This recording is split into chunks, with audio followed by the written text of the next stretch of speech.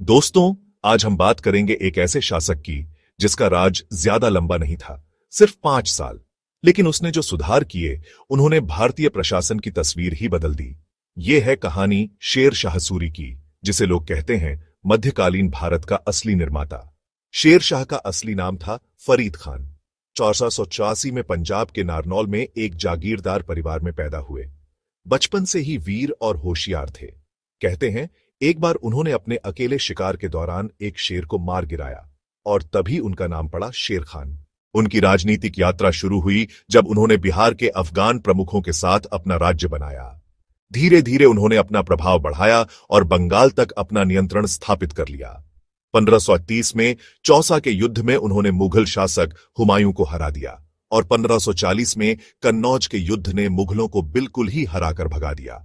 इस जीत के बाद उन्होंने सूर राजवंश की स्थापना की और अपने आप को शेर शाह सूरी कहकर सुल्तान घोषित किया। अब आई बात उनके सुधारों की, जो उन्हें दूसरे शासकों से अलग बनाती है। प्रशासनिक सुधार। शेर शाह ने पूरे उत्तर भारत को सरकार, परगना और मौजा में विभाजित किया। हर स्तर पर एक अधिकारी होता था, जैसे सरकार के लिए शिकदार और परगना के लिए आमिल। इससे प्रशासन मजबूत और भ्रष्टाचार कम हुआ।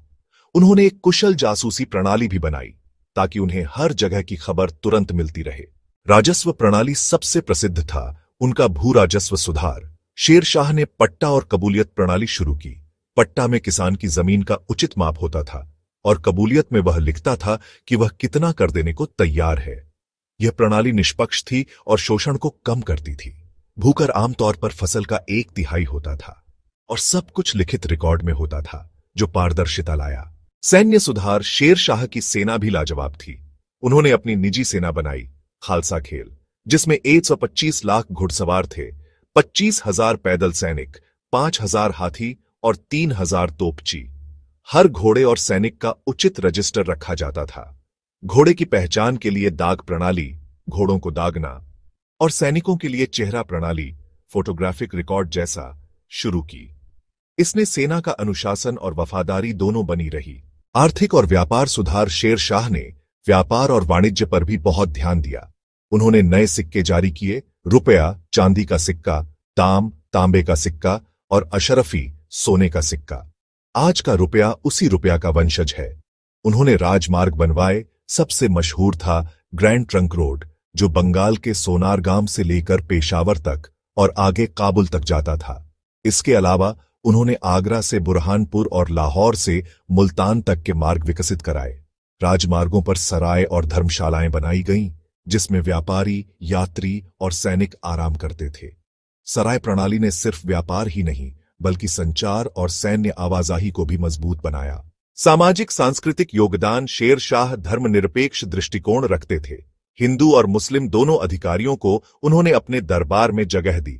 उनका मकबरा सासाराम, बिहार में है, इंडो इस्लामिक वास्तुकला का एक उत्कृष्ट नमूना।